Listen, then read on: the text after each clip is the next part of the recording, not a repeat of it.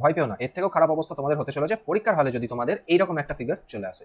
তোমরা ট্র্যাডিশন মেথডে যদি করো তাহলে 2 থেকে 3 মিনিট লাগবে, কিন্তু আমি যে প্রসেসটা বলছি এটা তোমাদের 30 সেকেন্ডের মধ্যে অঙ্কটা সলভ করে দেবো। তাহলে কি করবো, 1 এর সাথে 1 গুণ করলে কত হয়, ইউনিট ডিজিটের সাথে 1 গুণ করলে যেটা হয় সেটা আমরা লিখে দেবো 1। তারপরে কত, যা সংখ্যাগুলো আসছে সব যোগ করে দেবো। তাহলে 6 প্লাস 1 কত, 7 বসিয়ে দেবো। 6 প্লাস 5 কত, 11।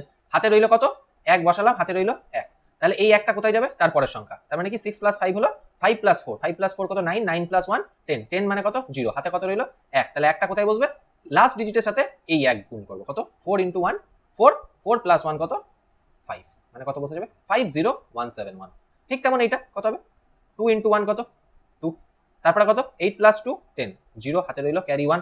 তাহলে 8 প্লাস 4 কত, 8 প্লাস 4 কত 12, 12 প্লাস 1 13, 3 হাতে রইল 1।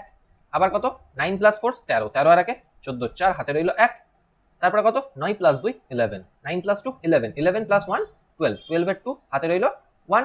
আবার কি 2 ইন্টু 1 2, 2 প্লাস 1 3, বোঝা গেল। তাহলে কত অ্যান্সার এলো 324302। নেক্সট কি বলেছে 596 ইন্টু 11। তাহলে এটা তোমাদের হোমওয়ার্ক রইল, কমেন্ট সেকশনে অবশ্যই জানিও।